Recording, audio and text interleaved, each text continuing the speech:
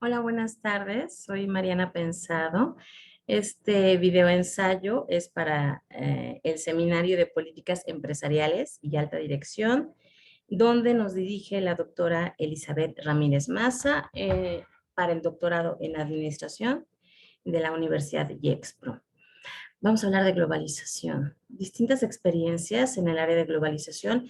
Vamos a comentar muy rápidamente, como hilo conductor, la lectura que teníamos esta semana sobre la globalización empresarial y la internalización, perdón, experiencias personales sobre globalización, sobre vivir en otros países y estudiar en otros países, y también otras lecturas que he encontrado muy interesantes. Entonces, voy a compartir la pantalla, una presentación.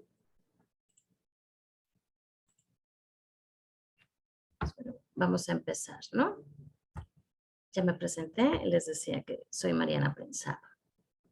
Economista de profesión, entonces la lectura me gusta muchísimo y tengo maestría en economía aplicada, que curiosamente he estudiado en Barcelona y candidato a doctor también en ciencias económicas por la Universidad de Barcelona también. Entonces, estas experiencias de globalización que traspasan las fronteras, no solo es económica, es social, es cultural, es educativa, y lo vamos a ir viendo más adelante, ¿no? Entonces, en primer lugar, si hablamos de globalización, ¿qué se nos viene a la mente, no? Economía, por supuesto. La globalización empieza por el lado de la economía. Hablamos de globalización de los mercados, es decir, de los mercados y de las empresas. Y cuando hablamos de mercados y empresas, automáticamente es de las finanzas. Entonces, cabe la pena preguntarse, ¿la globalización es algo bueno o no lo es? Bueno, dependiendo los ojos con los que se mire, dependiendo el enfoque que se le dé. Hemos tenido muchos avances, hemos disminuido grados de desigualdad y de pobreza con mayor bienestar a nivel mundial. Esto ya está establecido a través del índice de Gini, pero también hemos polarizado la riqueza. Lo que ha hecho hoy la globalización es que hablemos del 1%. El 1% es la población más rica de cualquier país del mundo o de la Tierra, ¿no? El 1% que controla el país con el 60%, un 1% de la población controla el 60% de la riqueza del mundo. Y la globalización ha dado como consecuencia esto.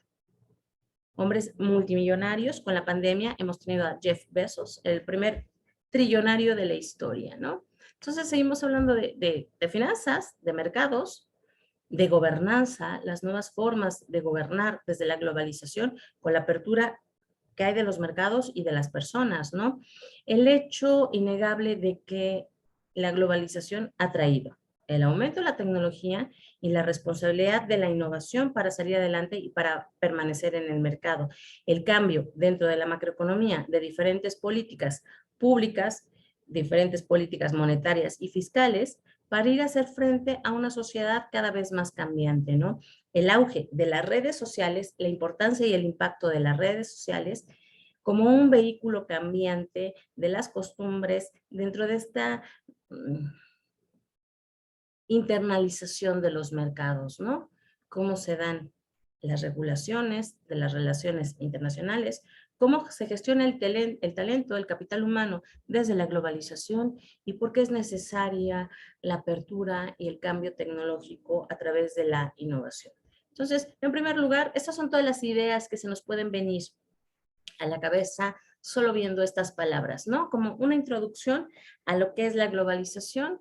Dentro de la globalización de las empresas, hablamos también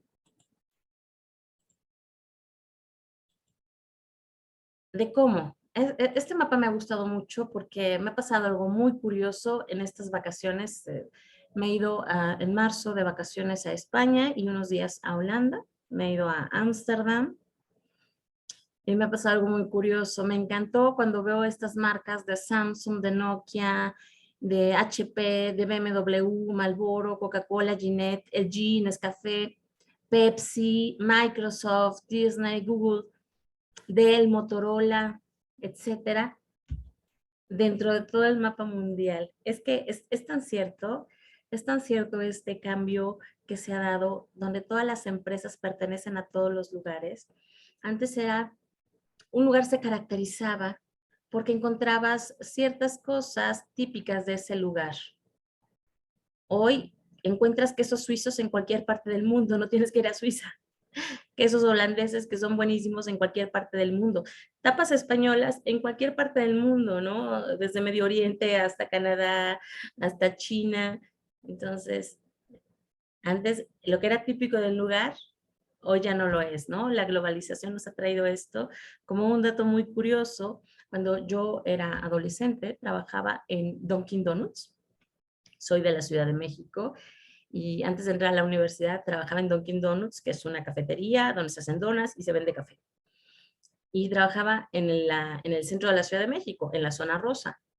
Y 2 meses atrás que estuve en Holanda, en Ámsterdam, una de las calles, había varios, pero vi uno muy grande, un Dunkin' Donuts. Y bueno, me llamó tanto la atención decir, bueno, pues 30 años después, un Dunkin' Donuts, ¿no? Me ha hecho mucha gracia, ¿no? Esta es la globalización de los mercados. Entonces, dentro de la globalización empresarial, nos referimos a esta continua integración de las economías en todo el mundo, ¿no? A través de diferentes canales comerciales, de los flujos financieros y del desplazamiento de las personas. No solo la mano de obra, sino la transferencia de los conocimientos, la tecnología y ir más allá de las fronteras. Yo he tenido la oportunidad de vivir 10 años en Barcelona, donde he estudiado el posgrado y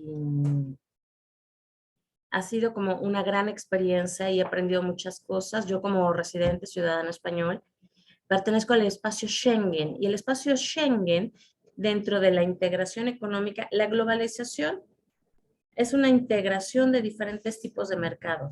Cuando hablamos de zonas económicas, hablamos de diferentes tipos de integración que se van dando a lo largo del tiempo. La integración más fuerte es la unión económica, en este caso la Unión Europea, ¿no? Que tiene una moneda en común.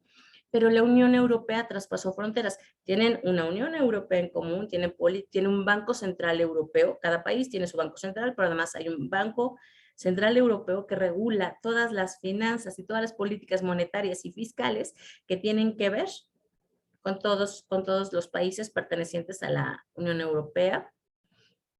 Y esto es muy interesante. El espacio Schengen de la Unión Europea, dentro de este contexto de unificación, dice que cualquier persona puede viajar por la Unión Europea libremente. Ni siquiera es necesario el pasaporte. No es necesario nada, absolutamente. Ser ciudadano europeo da permiso de movimiento, flexibilidad de movimiento para pasear y para trabajar. Uno puede trabajar en el país que quiera, no necesita mayor papel. Esto siempre dentro del espacio Schengen como uno de los beneficios de esta unificación que empieza por la economía, ¿no? Unificación económica, social, política y cultural.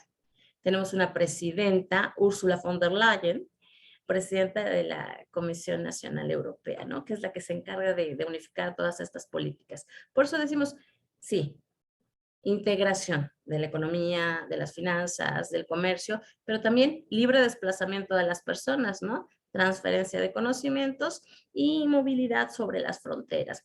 Vamos a hablar un poquito de los antecedentes de la globalización, muy brevemente. ¿Cuáles son los antecedentes de la globalización, no? Empezamos por estos cambios continentales con diferentes conquistas. La conquista de los otomanos, que al rey Suleimán el Magnífico, se le llamaba el rey de los 7 mares, ¿no? Tenía las 3/4 partes, era dueño del mundo en las 3/4 partes, ¿no? Posterior a esto, las conquistas árabes, primero turcas otomanas, árabes, después europeas hacia América. Después de la Segunda Guerra Mundial tenemos la bomba de Hiroshima, el nacimiento de la Organización Mundial de la Salud, de la Organización de las Naciones Unidas, del patrón oro como referencia a través de Bretton Woods, Y también tenemos algo muy interesante, ¿no? Que es el Plan Marshall de Reconstrucción de la Europa, que tiene que ver con esta unificación y con estos intercambios, ¿no? La creación del Internet, el primer viaje transatlántico de Estados Unidos, la caída del muro de Berlín, el inicio y el fin de la Guerra Fría, la disolución de la Unión Soviética, la entrada de México en 1986 al GATT, después el GATT deja de funcionar a nivel mundial y da paso a un nuevo organismo que es la Organización Mundial de Comercio. El Acuerdo General de Aranceles y Comercio era el GATT, donde México se integra en los 80s, pero también toda América Latina después del consenso de Washington y todo lo que viene después como parte de los mercados neoliberales, ¿no? Que tiene que ver con la integración económica, con la apertura de las fronteras y con el libre comercio. Hacia allá vamos, ¿no? Damos los primeros pasos, los damos en los 80s a nivel mundial, ¿no? México firma el Tratado de Libre Comercio en el 94, hace 2 años se firmó la renegociación del tratado, hoy el NAFTA pasó a ser ahora el TEMEC, ¿no? Después de la renegociación, las crisis financieras en China, llamadas las crisis del dragón, en México el efecto tequila, en Rusia el efecto vodka, los cambios que se dan cuando China entra a formar parte de la Organización Mundial del Comercio, en Estados Unidos diferentes atentados que dan como consecuencia guerras en el Medio Oriente, ¿no? Y bueno, pues así se van conformando todas las relaciones y todos los cambios que una vez que se hace la apertura de mercados, cualquier efecto, este efecto tequila, este efecto vodka, este efecto del dragón, pega en todas partes del mundo, ¿no? Lo podemos ver con la crisis de los subprimes en 2008, que es en Estados Unidos, una crisis hipotecaria que podría ser una crisis interna, una crisis local. Al venderle deuda a Europa, hacen que la mayoría de los estados europeos quiebren, tengan que rescatar a los bancos. Definitivamente, Grecia es quiebra y es rescatada por la Unión Europea 2 veces antes de salirse, antes de la posibilidad de salirse y dejar de pertenecer a la Unión Europea. Esto como un efecto de la globalización de los mercados financieros en este caso, ¿no? Pero si algo nos ha traído la globalización es que es cierto esto, el efecto mariposa, ¿no?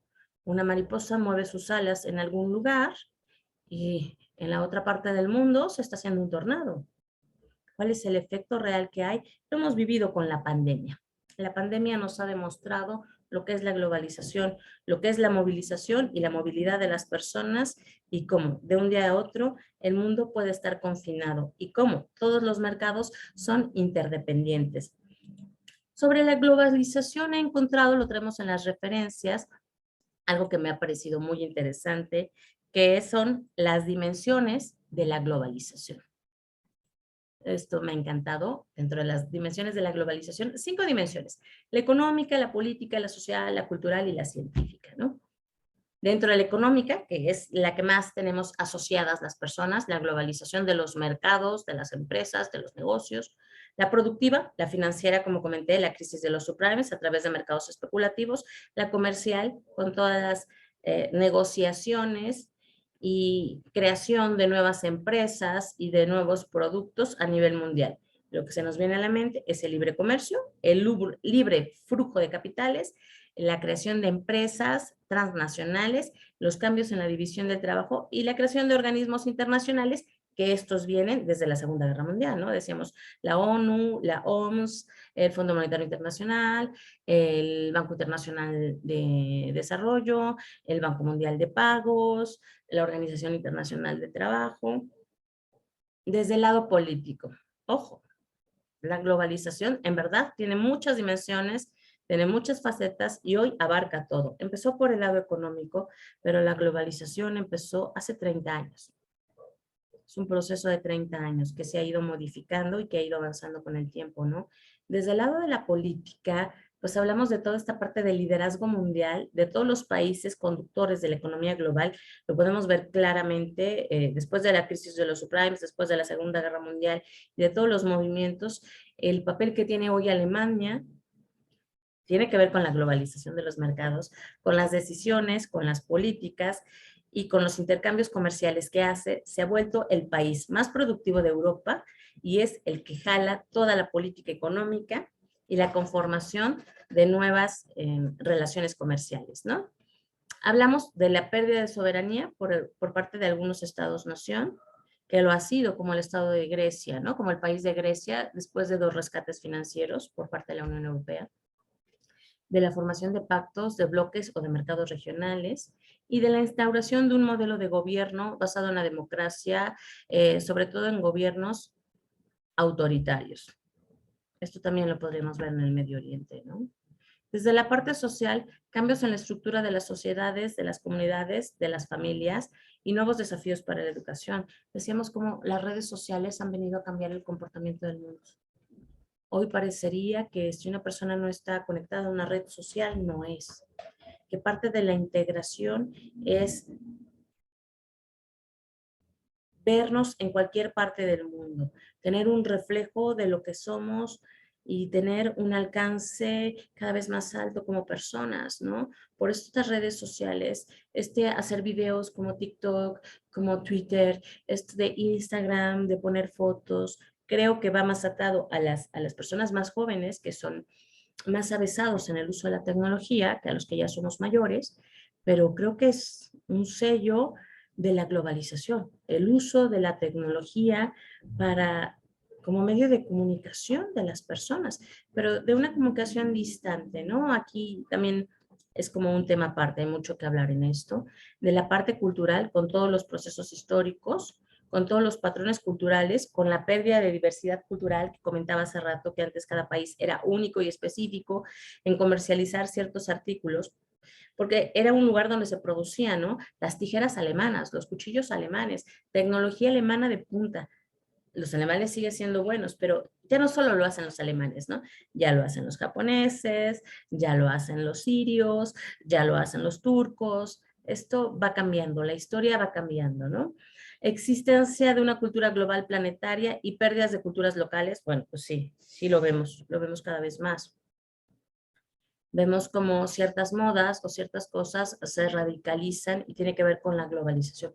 Un ejemplo muy claro de esto fue hace 2 años, inicio de la pandemia, el movimiento social que empieza en Estados Unidos y que cobra vida en todo el mundo, excepto los países árabes, porque el movimiento es Me Too y es de acoso hacia las mujeres, como las mujeres que necesitan ser tratadas de una forma especial, no acosadas, valoradas desde la equidad, no desde la igualdad, pero ese movimiento social que nace en un país, los movimientos también se globalizan, ¿no? Tienen que ver con la cultura, pues este movimiento abarca todo el mundo, ¿no? Y la última de las dimensiones, de acuerdo a este autor, es la científica y la tecnológica, con nuevas formas de comunicación y con nuevas tecnologías de la información. Algo muy interesante que encontré, que me ha gustado muchísimo, es el índice de la globalización que no sabía que existía. Estamos hablando del símbolo de movilidad y de competitividad empresarial. ¿Qué significa esto? Pues que es una red a nivel mundial donde se permiten procesos productivos mucho más eficientes, lo que viene aparejado de un reordenamiento de la forma de hacer las cosas, de la productividad y de las relaciones de intercambio entre las empresas, entre los proveedores y los clientes, ¿no? Bueno y malo. O sea, cosas a favor y cosas en contra. La globalización no es una panacea, es un fenómeno que tenemos que estudiar porque existe, porque estamos inmersos en él, porque en él vivimos, pero no todo es bueno. Así como no todo es malo, no todo es bueno.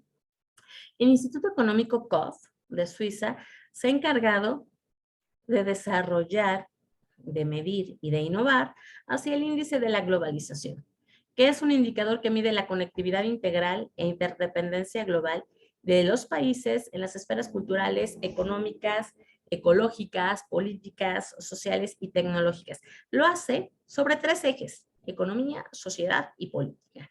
Y aquí pongo yo el top, de acuerdo al Instituto COF de Suiza, el top de los 10 países más globalizados. Este es para el año 2021. A la cabeza, Holanda, Singapur, Irlanda, Suiza, Luxemburgo, Bélgica, Alemania, Reino Unido, Dinamarca. Ahora, yo comentaba, ¿no? Ahora que he estado en Holanda de vacaciones, bueno, me ha asombrado. Me ha asombrado muchísimo Holanda. No conocía yo Holanda y me ha parecido muy revolucionario, muy avanzado socialmente hablando, muy integrado económicamente y muy tecnológico, muy tecnológico. Todo es tecnológico en Holanda. Entonces, sí me parece de los países más globalizados que es digno de verse, ¿no? Posteriormente, vamos a hablar de los grandes desafíos de la globalización.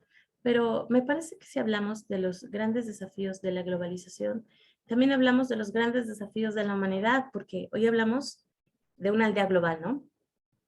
De una aldea global donde todos los procesos están interconectados, las personas, las capacidades y las decisiones, ¿no? Dice, de acuerdo a una de las lecturas, que el mundo se enfrenta ahora a 3 grandes desafíos. Uno, revolución tecnológica, esto lo vemos a diario, hay una guerra por la tecnología, por la innovación y por todas las implicaciones que esto trae, ¿no? Lo hemos visto en la pandemia, hemos dado un salto brutal porque no nos quedaba más remedio, por ejemplo, en la educación.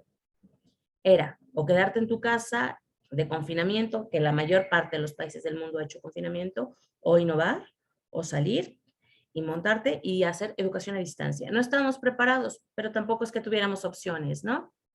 Límites a las capacidades del medio ambiente del planeta, ya no podemos seguir produciendo masificadamente. Sí, dentro de las desventajas que hemos tenido es que se puede llevar el empresario la producción al lugar que él quiera para disminuir costes de producción, sobre todo a Asia, donde es tanta la población, igual que en la India, que la gente trabaja por unos salarios verdaderamente irrisorios, ¿no? $1 o $2 al día, trabajando entre 14 y 16 horas porque hay un exceso de mano de obra y esto ha permitido producir a tal velocidad, con tal eficiencia, con una disminución de costos, que hoy tenemos un sobreconsumo. Y el sobreconsumo nos está llevando al límite de las capacidades del medio ambiente del planeta. Y la tercera es, uno de los grandes desafíos, es compartir la prosperidad que esto genera. Indudablemente, la globalización ha traído prosperidad. Ha aumentado la competencia, ha aumentado la calidad de vida de las personas, pero no todas las personas. El reto es, en verdad, compartir la prosperidad que esto ha generado, ¿no? Un ejemplo muy claro de esto. La China crecía hace 10 años a unas tasas del 15%. Nunca ningún país del mundo ha crecido al 15% más que China. En los últimos 8 años ha crecido a tasas del 6%. Después de la China, el país que más crece es India y después Estados Unidos y de ahí para abajo. ¿Por qué crecen estos países tanto? Porque tienen el crecimiento, se mide a través del Producto Interno Bruto, ¿no? Es una medida de crecimiento de todo lo que se produce en la economía. Pues China e India tienen tanta mano de obra que producen muchísimo y el nivel de producción determina el nivel de crecimiento de la economía.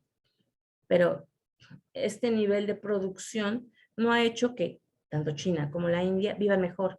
Estos países han tenido crecimiento económico medido a través del Producto Interno Bruto, pero no han tenido desarrollo económico. El desarrollo económico se mide a través del índice de desarrollo humano.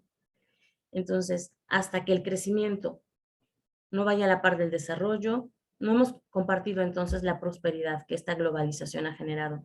¿Cómo sabemos que ha generado prosperidad? Porque tanto China como India son una fábrica de ricos, alrededor de 100,000 y 30,000 nuevos ricos al año, porque todo el mundo se lleva a estos países la producción para reducir sus costos de producción, ¿no? Decía, estos son los 3 grandes retos de la globalización, pero los grandes retos mundiales, que además es que sí son parte de la globalización del mundo, son la pobreza, el hambre, el acceso a servicios de salud, el acceso a la educación, la equidad de género, la sanitización y limpieza del agua, las energías renovables, trabajos justos con crecimiento económico, la innovación, la reducción de las inequidades. No alcanzo a ver todas correctamente, las responsabilidades en la construcción social, el cuidado y la protección del planeta, de la tierra, del agua, la paz y la justicia social y las relaciones entre pares, ¿no? Como grandes retos de la humanidad, pero que todas, indiscutiblemente, todos estos grandes retos tienen que ver con los desafíos de la globalización. Ya casi para terminar, hablemos de las implicaciones de la globalización, ¿no? Tenemos beneficios y tenemos riesgos. Todo siempre depende del lado que se mire, ¿no? Pero dentro de los beneficios podríamos decir que hay cierta libertad económica, que existe la libre competencia, porque eh, la globalización ha disminuido mucho los sesgos del mercado y los mercados monopólicos, ¿no? Los movimientos de capital y de tecnología, el acceso al capital extranjero, el aumento de la productividad, por ejemplo, pero bueno y malo, ¿eh? Ya me decía, la disminución de los monopolios y la apertura de las fronteras comerciales. Versus, ¿cuáles son los riesgos que implica la globalización? Decíamos, disminución de monopolios con aumento de productividad, con libre comercio versus intensificación de la competencia. ¿Hasta dónde debe de existir la competencia? ¿Cuáles son los límites? ¿Y qué quiere decir la intensificación? ¿De qué forma estamos acabando con los recursos naturales del planeta con la intensificación de la competencia, ¿no? Incertidumbre en las fuentes de aprovisionamiento. Hoy tenemos diferentes crisis. Después del COVID tenemos una inflación pospandémica que le estamos viviendo, la inflación de la crisis de los contenedores en Estados Unidos, empieza por China, después del confinamiento en Hubei y en Wuhan, después de estos meses, la reducción de la población, la reducción de la producción por el encierro de la población da como consecuencia el inicio de la crisis de los contenedores. Las medidas de choque pospandémicas para solventar la crisis económica derivada de la pandemia en Estados Unidos hace que la gente no tenga incentivos para trabajar. Hay un aumento considerable del desempleo voluntario, no es friccional, no es que la gente, no es que no existe el trabajo, es que la gente en ese momento no tiene incentivos para ir a trabajar porque tiene ayudas sociales, esas son las medidas de choque. Entonces hay crisis de los contenedores porque no hay dónde descargar ni hay quien descargue, aún trabajando en California, por ejemplo, 24 días a la semana, 24 horas al día, 7 días a la semana. Entonces, esto es un efecto de la internacionalización de los mercados, ¿no? Las fuentes de aprovisionamiento, es decir, los mercados de materias primas. Tenemos muchos problemas de inflación, de mercado de materias primas. Tenemos la crisis de los microcomponentes como un ejemplo más de estas fuentes de aprovisionamiento. No hay autos nuevos en este momento. ¿Por qué no hay autos nuevos? Porque no hay microcomponentes. Un auto tiene entre 2.500 y 3.500 microchips cada auto. Se producían los microchips con una producción esbelta, manufactura lean, donde hay reducción de inventarios. Pasa la pandemia, se cierran muchas áreas no esenciales, incluyendo la automotriz durante unos meses, y bueno, pues tenemos como resultado que no hay microchips. Entonces, no hay autos nuevos y los seminuevos han subido muchísimo de precio. Se calcula que en los autos seminuevos han subido alrededor de 30% del precio en el mercado porque no hay autos nuevos. Una crisis que estamos viviendo hoy en día. Esto es actual. Esto lo seguimos viviendo y lo viviremos todo 2022 hasta mediados de 2023.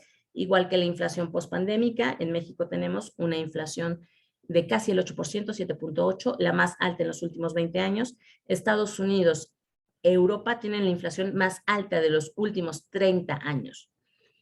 Esto tiene que ver con la fluctuación de los precios, evidentemente, por la crisis pospandémica que estamos viviendo ahora. Y por último, todos los riesgos políticos. Inestabilidad derivada de guerras civiles o internacionales. Bueno, también lo estamos viviendo.